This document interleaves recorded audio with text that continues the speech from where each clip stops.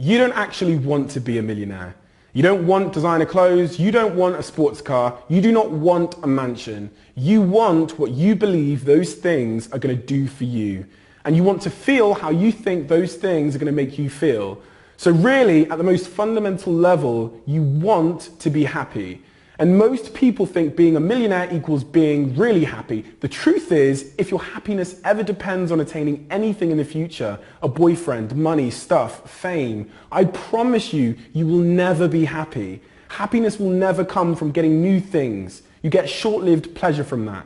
As humans, we have confused pleasure for happiness, and we spend all of our time chasing pleasure because we think it equals happiness. Happiness comes from the perspective you have on the things you already own, and you cannot be wanting and grateful at the same time. You can't be chasing pleasure and be happy at the same time.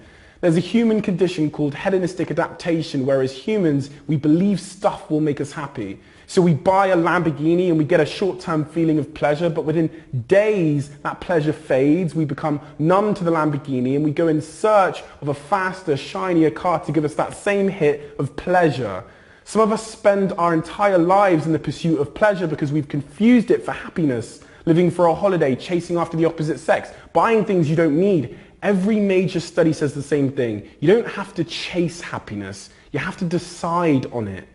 And as humans, we are experts at not appreciating what we already have. You're not grateful for your perfect eyesight until the day comes where you wake up with an eye problem. Most of us won't be grateful for our parents until we lose them.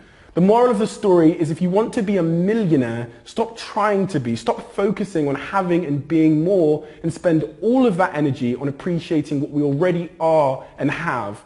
Stop comparisons, because comparison is the enemy of gratitude. You cannot be jealous and grateful at the same time. Happiness is a choice.